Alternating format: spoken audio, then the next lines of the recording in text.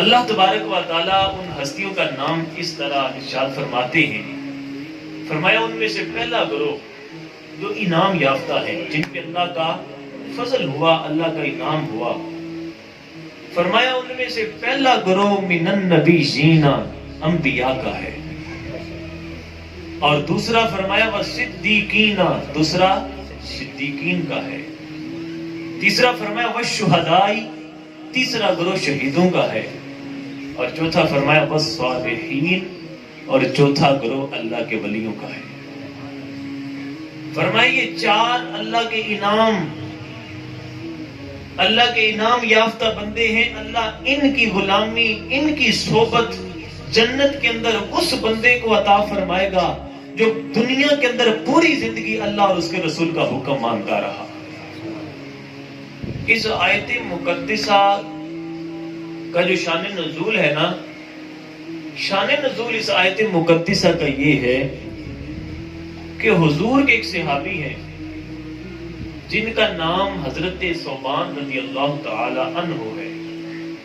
یہ وہ ثوبان ہیں کہ جو حضور کے غلام تھے، یعنی جنہیں حضور نے خریدا تھا اور بعد میں میرے آقا نے انہیں آزاد فرما دیا۔ اور در مصطفیٰ تو ایسا در ہے کہ وہاں بندہ آزاد ہو کے بھی غلام ہی رہتا ہے۔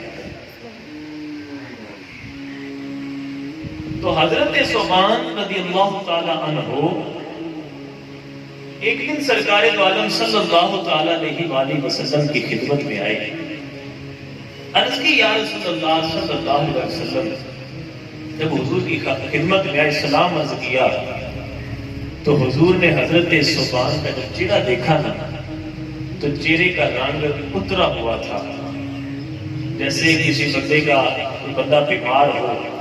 تو کافی بیماری کاٹنے کے بعد اس کا رنگ زرد ہو جاتا ہے، تو یہی کیفیت تھی حضرت ثوبان کی۔ چہرے کا رنگ بدلا ہوا ہے، پیلا رنگ ہے۔ حضور کی خدمت میں آئے، میرے آقا نے حال پوچھا، حضور فرماتے ہیں کیف حالک یا ثوبان، اے ثوبان تیرا کیا حال ہے؟ یہ کیا تو نے حالت بنا رکھی ہے؟ کہیں تو بیمار تو نہیں ہے؟ عرض کی یا رسول اللہ بیماری کوئی نہیں، یہ جو آپ چہرے کا رنگ بدلا ہوا دیکھ رہے ہیں نا، یا رسول اللہ ایک سوچ ایسی ہے کہ جس کو میں ہر وقت سوچتا رہتا ہوں، اسے سوچ کے میرا یہ حال ہو گیا۔ اب حضور پوچھتے ہیں ثوبان وہ کون سی ایسی سوچ ہے کہ جسے سوچ کے تو بیمار ہو گیا، تیرے چہرے کا رنگ ہی بدل گیا؟ عرض کرتے ہیں یا رسول اللہ صلی اللہ علیہ وسلم میں ہر وقت یہ سوچتا ہوں کہ جس دن آپ کا دیدار نہیں ہوتا، آپ کی زیارت نہیں ہوتی، ہمارا دن نہیں کٹتا، ہماری رات نہیں گزرتی۔ یا رسول اللہ میں یہ سوچتا رہتا ہوں کہ اس دنیا کے اندر میرا یہ حال ہے کہ جس دن آپ کا دیدار نہ ہو، آپ کی زیارت نہ ہو، یا رسول اللہ آپ مدینہ پاک سے باہر چلے جائیں، کسی سفر میں ہو یا کسی غزوے میں جائیں، جس دن جس رات آپ کا دیدار نہ ہو، آپ کی زیارت نہ ہو، یا رسول اللہ وہ دن کٹتا نہیں ہے، وہ رات گزرتی نہیں ہے۔ میرے آقا میں یہ سوچتا رہتا ہوں اس دنیا کے اندر یہ حال ہے کہ جب آپ کا دیدار نہیں ہوتا، دن اور رات نہیں گزرتے،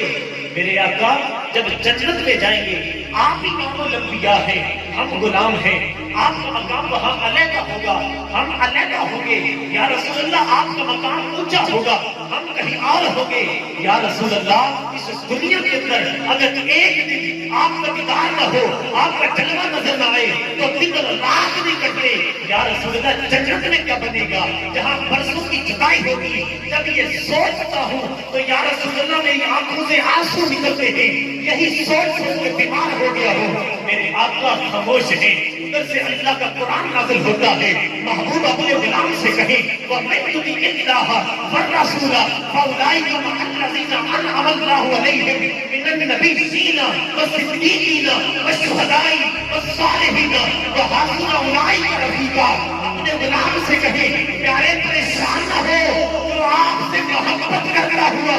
دنیا سے جائے گا، ہم جنت میں اسے نبیوں کا ساتھ بھی دیں گے، صدیقوں کا ساتھ بھی دیں گے، شہیدوں کا ساتھ بھی دیں گے، صالحین کا ساتھ بھی دیں گے۔ کہا جو دنیا کے اندر آپ سے محبت کرے گا، آپ کی غلامی کرے گا، آپ کی پیروی کرے گا، محبوب جنت میں ہم اسے تنہا نہیں چھوڑیں گے، جو جس کے ساتھ پیار کرے گا جنت میں اسی کے ساتھ۔ لیکن